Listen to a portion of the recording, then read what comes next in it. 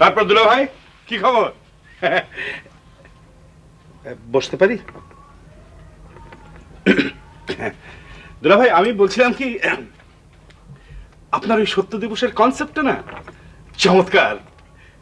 হ্যাঁ হ্যাঁ, তবে তার পাশাপাশি একটা মিথ্যা দিবসও থাকা প্রয়োজন। সেই দিন আমরা সবাই কেবল মিথ্যা কথা বলবো। ওরে যে তুমি এখন নিষ্ক্রান্ত হও, আমার মাথা ধরেছে। জি জি হচ্ছি হচ্ছি, কিন্তু যাওয়ার আগে আমার কথাটা শেষ করে যাই।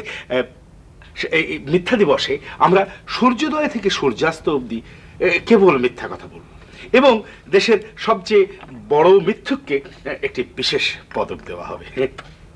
কি বলেন দুলা ভাই? হ্যাঁ বাবা, বাবা আমার এসো তো আমার সঙ্গে, তাড়াতাড়ি এসো। কি হয়েছে? কি পুলিশ এসছে, এমদাদ সাহেবকে ধরে নিয়ে যাচ্ছে। সে কি?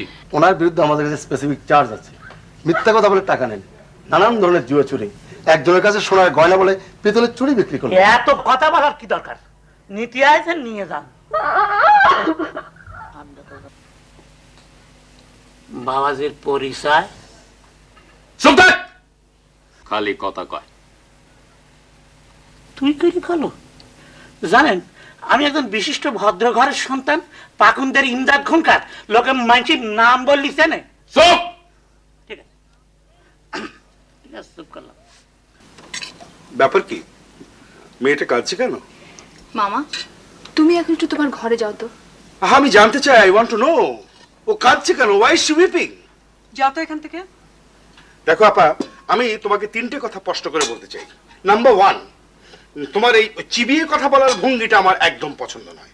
নাম্বার টু, ইদানিং তুমি আমার সঙ্গে ভীষণ খারাপ ব্যবহার শুরু করেছো। অ্যান্ড নাম্বার থ্রি, ভুলে গেছি, মনে পড়ছে না, যখন মনে পড়বে এসে বলে যাবো।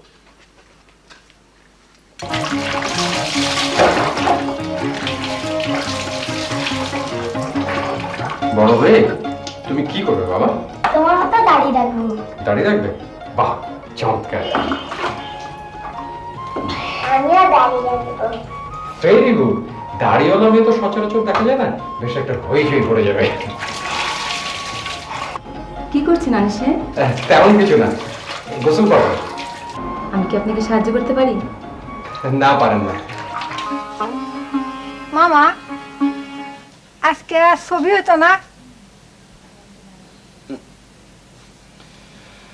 ছবি কি আকাশ থেকে আসবে? ছবি আনতে টাকা লাগে না?